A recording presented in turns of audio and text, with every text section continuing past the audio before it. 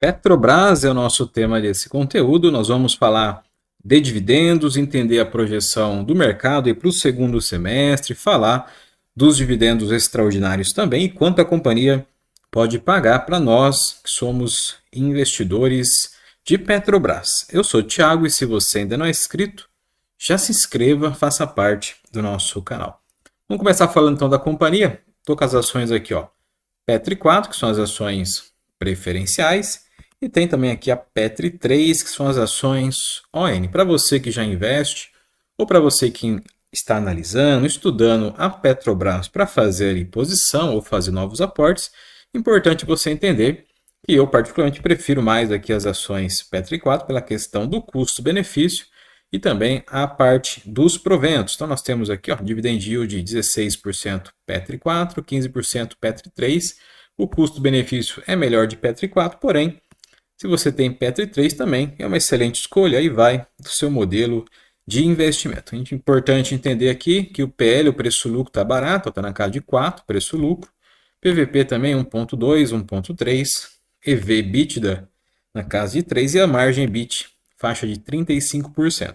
As margens a Petrobras melhorou muito nos últimos anos, isso reflete também no maior nível de lucratividade da companhia. Vamos falar então dos dividendos, começando aqui por essa visão do Santander. Santander traz uma visão interessante sobre a Petrobras, a respeito dos cuidados aí que ele está tendo em relação a algumas partes importantes. Nós vamos entender isso e também já fazer uma projeção com base aí nos dividendos que a companhia deve pagar para nós em 2024 no segundo semestre. Então, o Santander traz uma visão de recomendação neutra aqui, preços das ADRs na faixa de 17 dólares. Segundo eles, o que preocupa aqui é o plano estratégico da companhia. Nós vamos olhar e vou explicar para você a respeito desse plano estratégico. Segundo eles, poderia aumentar a parte do CAPEX, dos investimentos, e assim poderia prejudicar a parte dos dividendos extraordinários. Outra questão também que o Santander deixa aqui como um alerta é a questão do endividamento, né? Então a Petrobras tem uma meta de endividamento para continuar pagando ali o fluxo de caixa livre na forma de dividendos aqui, ó, para nós que somos investidores. Então ela tem essa política de dividendos com base no fluxo de caixa livre. É importante porque mantém a dívida bruta nessa região aqui de 65 bi de dólares, né? Então eles têm essa preocupação também a respeito do endividamento. Porém, quando a gente olha o cenário atual da companhia e também a visão de futuro aí com base nesse plano estratégico de investimento, nós temos aqui o CAPEX previsto para 2024 a 2028 na faixa de 102 bilhões de dólares. Então a companhia já está destinando aí dentro do seu orçamento esse planejamento de 102 bilhões de dólares a respeito do CAPEX. E quando eu olho para o CAPEX aqui, eu vejo cerca de 73 bilhões de dólares na parte aqui, ó, da exploração e também produção e 17 bilhões na parte do refino e também transporte. Isso mostra para nós que somos investidores que a companhia vai investir naquilo que ela tem de melhor, que é a exploração, produção, refino, transporte. Inclusive, as exportações de petróleo vem melhorando muito na Petrobras nos últimos anos, não só a Petrobras, mas outras petroleiras brasileiras vêm aumentando muito a sua exportação de petróleo. Então a companhia ela vai investir naquilo que ela tem de melhor e naquilo que ela quer aumentar a sua rentabilidade no futuro. Falando da parte de gás, energia e baixo carbono, temos aqui a parte de 9 bi de dólares e 3 bilhões na parte corporativa. Então eu olho aqui para o plano estratégico e vejo realmente essa questão de 90 bilhões de dólares praticamente ali imposto ou planejado naquilo que ela faz de melhor e ela tem avanços aí a entregar para nós nesses próximos anos.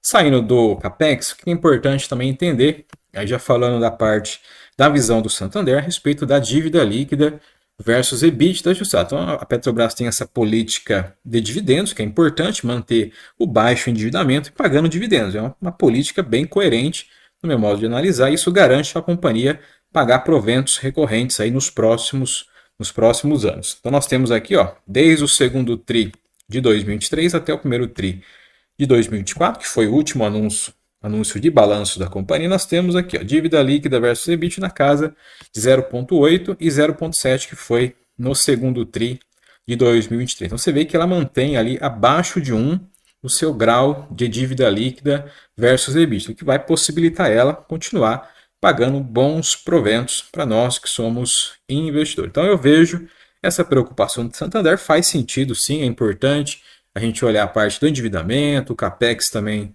de forma objetiva, mas nós observamos que a Petrobras está no caminho certo, tanto nos investimentos, que é para aumentar a sua rentabilidade, exploração, produção, exportação, comercialização de petróleo, e também mantendo aqui a disciplina na parte do endividamento.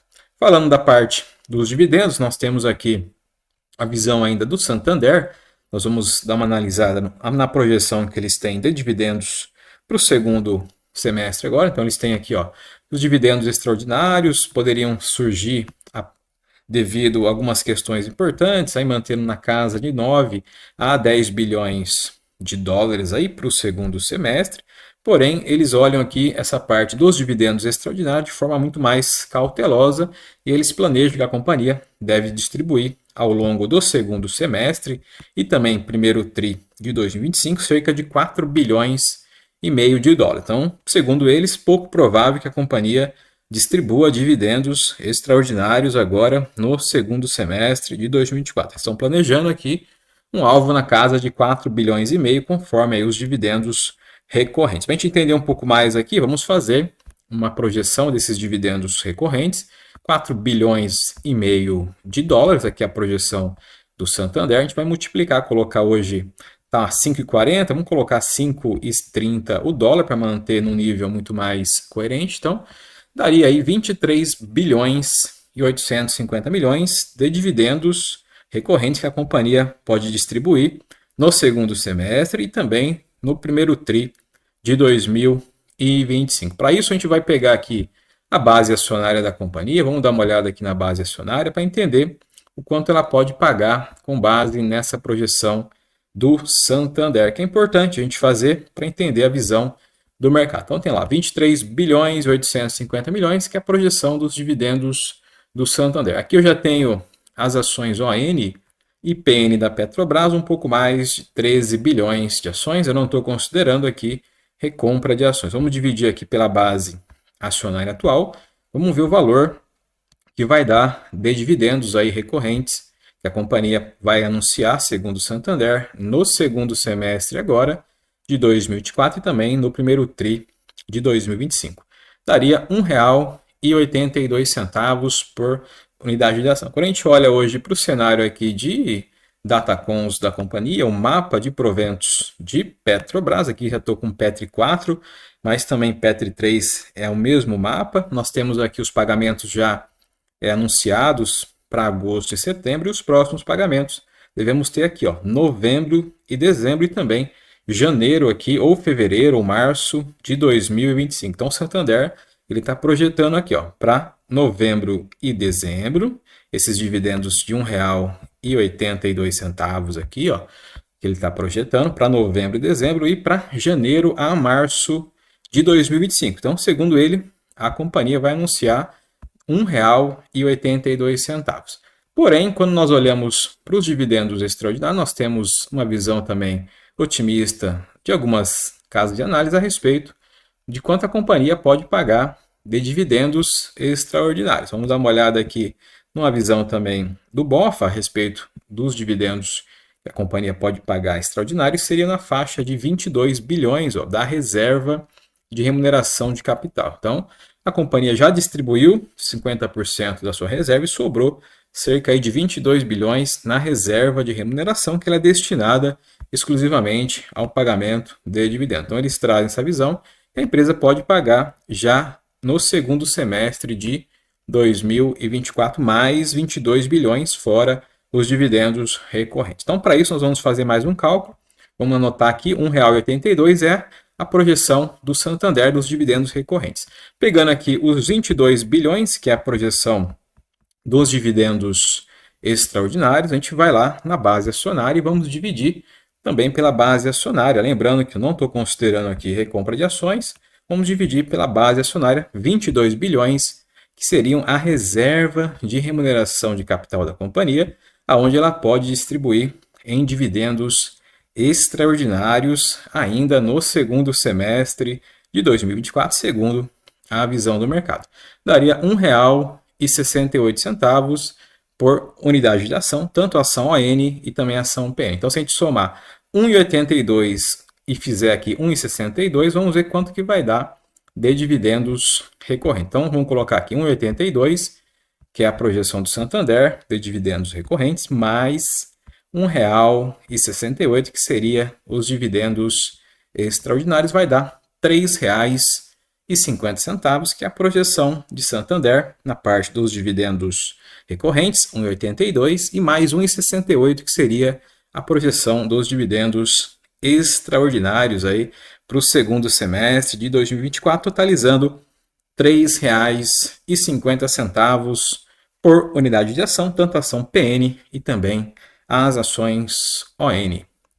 Então falamos nesse conteúdo de Petrobras, entendemos um pouco mais a respeito do plano estratégico da companhia, ela que tem aí ambiciosos investimentos, mais de 100 bilhões de dólares de 2024 até o final de 2028, e o foco dela é na exploração, produção, transporte, refino e também as exportações de petróleo. Falamos também das projeções de dividendos recorrentes e também dos dividendos extraordinários aí para o segundo semestre e também para o primeiro tri já de 2025 na faixa de R$ 3,50. Lembrando que é uma projeção, a companhia pode distribuir mais ou menos a depender da sua estratégia e também do seu volume de fluxo de caixa livre. Importante também, antes de você investir em Petrobras, é entender o modelo de negócio da companhia, ela que é uma estatal, tem o controle do governo federal e também entender o cenário atual para que você tome a sua melhor decisão.